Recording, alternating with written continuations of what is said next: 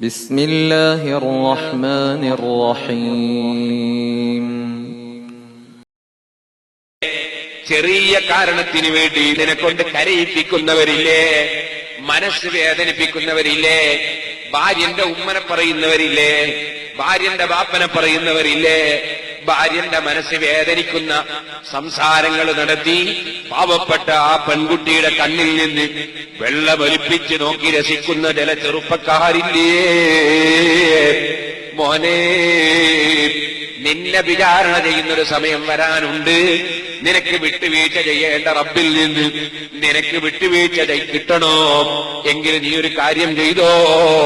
നിന്റെ ഭാര്യയിൽ നീ വിവേകശൂന്യമായ പ്രവർത്തനം നടന്നെങ്കിൽ, നിന്റെ കുടുംബത്തിൽ നിന്നോട് മോശിൽ അല്ലെങ്കിൽ മോശമായ നിലക്കുള്ള സംസാരം നടന്നെങ്കിൽ, നീ അത് പൊരുത്തപ്പെട്ട് വിട്ടുവീഴ്ച ചെയ്താൽ നിന്റെ ജീവിതത്തിൽ വന്ന അപാകതകൾ അല്ലാഹു നിനക്ക് വിട്ടുവീഴ്ച ചെയ്യാൻ അത് കാരണമല്ലേ.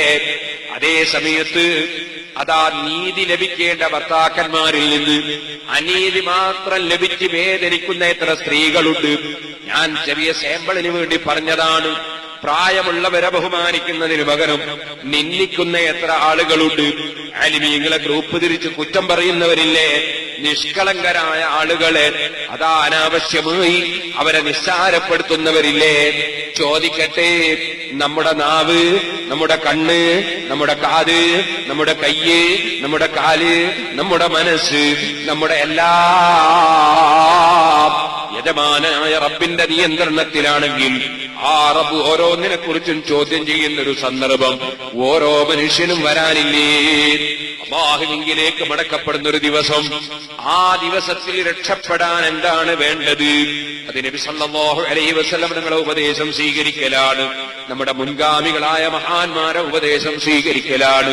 ആ നിലക്ക് അല്ലാഹു നിർബന്ധമാക്കിയ നിസ്കാരം അതൊരിക്കലും ഖളായി പോകാതെ കൃത്യമായി നിർവഹിക്കേണ്ടതുണ്ട്.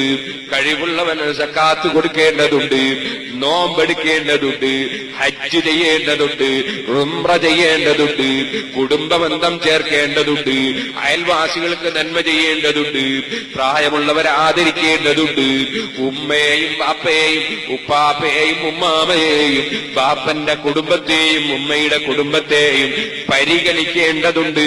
കുടുംബബന്ധം മുറിക്കുന്നവന് ദുആക്ക് ഇജാബത്തില്ല. അവന്റെ പാപങ്ങളൊന്നും പൊറുക്കുന്നില്ല, അവന്റെ അമലുകളൊന്നും സ്വീകരിക്കുന്നില്ല. അത് റജബ് 20 ആണെങ്കിലും ശരി, ശഅബാൻ 15 ആണെങ്കിലും ശരി, അല്ല ലൈലത്തുൽ ഖദ്ർ തന്നെയാണെങ്കിലും ശരി, കുടുംബബന്ധം മുറിക്കുന്നവന്റെ ദുആക്ക് ഇജാബത്തില്ല, അവന്റെ അമല് സ്വീകരിക്കപ്പെടുന്നില്ല.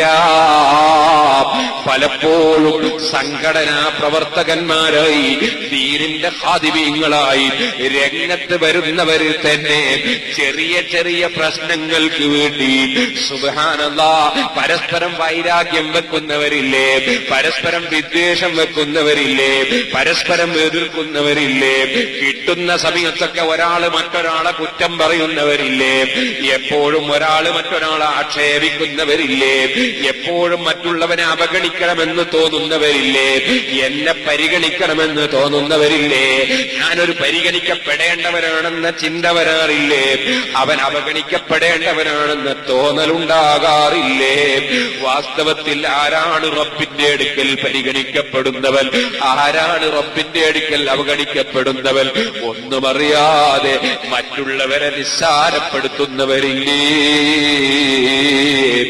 ഈ ഒരു ചിന്ത മനുഷ്യന്റെ മുഴുവൻ നന്മകളെയും നശിപ്പിക്കുന്ന ചിന്തയാണ്.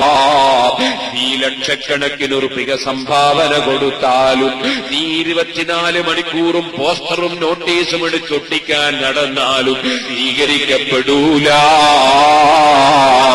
ഇന്നമായ തഖബ്ബലുല്ലാഹു മിനൽ മുത്തഖീൻ, തഖ്വയുള്ളവരിൽ നിന്ന് മാത്രമേ അല്ലാഹു അമല് സ്വീകരിക്കുകയുള്ളൂ. തഖ്വയുടെ ഉറവിടം എവിടെയാണ് ചെറുപ്പക്കാരെ? അതേ, അത്തഖ്വാ ഹാഹുനാ, അത്തഖ്വാ ഹാഹുനാ, അത്തഖ്വാ ഹാഹുനാ. ഭക്തി ഇവിടെയാണ്, ഭക്തി ഇവിടെയാണ്, ഭക്തി ഇവിടെയാണ്. അഥവാ മനുഷ്യന്റെ മനസ്സ് ഭക്തിയുള്ളതാകണം. മനുഷ്യന്റെ മനസ്സ് ഭക്തിയില്ലാതെ ബാഹ്യമായ പ്രവർത്തനങ്ങൾ നടത്തിയാൽ അല്ലാഹു ഖബൂൽ ചെയ്യൂല. അതുകൊണ്ട് തന്നെയാ നബി സല്ലല്ലാഹു അലൈഹി വസല്ലം തങ്ങൾ പറഞ്ഞത്, ഒരു മുഅ്മിനായ മനുഷ്യനും മറ്റൊരു മുഅ്മിനായ മനുഷ്യനും തമ്മിൽ മിണ്ടാതിരുന്നാൽ, 3 ദിവസത്തിലധികം മിണ്ടാതിരുന്നാൽ ആ മനുഷ്യന്റെ ഒരു സൽക്കർമ്മവും അല്ലാഹു ഖബൂൽ ചെയ്യൂല. മലക്കുകളോട് അല്ലാഹു പറയും, അവരുടെ അമലുകൾ പെൻഡിങ്ങിൽ വെക്കൂ. ഹത്താ യസ്തലിഹാ, അവർ രണ്ടാളുമൊന്ന് പരസ്പരം സലാം പറഞ്ഞ് പരസ്പരം പൊരുത്തപ്പെട്ട് നന്നാകട്ടെ. അത് നന്നാകാത്ത കാലത്തോളം ഇതാ അവരെ അമല് സ്വീകരിക്കണ്ട. പേരോടിന്റെ വകയിൽ പറഞ്ഞതല്ല. നിങ്ങളും അവനും തമ്മിൽ ഒരു ചെറിയ തെറ്റില്ലേ, ഒന്ന് സലാം ചൊല്ലി നിങ്ങൾ തമ്മിലൊന്ന് സംസാരിക്കണമെന്ന് പറയുമ്പോ അവൻ എന്നോട് ചെയ്ത തെറ്റെനിക്ക് മറക്കാൻ കഴിയൂല, ഞാനതൊരിക്കലും പൊരുത്തപ്പെടൂല. അവനോട് ഞാൻ സലാം പറയൂല, അവൻ സലാം ചൊല്ലിയാ ഞാൻ മടക്കൂല. ഞാനും അവനും ഒരു സ്റ്റേജിൽ ഇരിക്കൂല, ഒരു സദസ്സിൽ പങ്കെടുക്കൂല, ഞാനും അവനും കൂടി ഒരു സംഘടനയിൽ ഉണ്ടാകൂല. ഇങ്ങനെ ചിന്തിക്കുന്ന മനസ്സുകളില്ലേ, അതൊന്നും തഖ്വയുള്ള മനസ്സുകളല്ല. ശൈത്താന് സ്വാധീനം ചെലുത്തിയ മനസ്സുകളാണ്, ഇബ്ലീസ് മുട്ടയിട്ട മനസ്സുകളാണ്. ആ മനസ്സുകളൊക്കെയും കഴുകി വൃത്തിയാക്കി സാലിഹീങ്ങളുടെ ചിന്താഗതിയിലേക്ക് ഔലിയാക്കളുടെ നയവൽമാൻ ഒരുക്കമുണ്ടെങ്കിലല്ലാതെ മനുഷ്യന് ആത്മീയ പുരോഗതിയില്ലാകട്ടോ.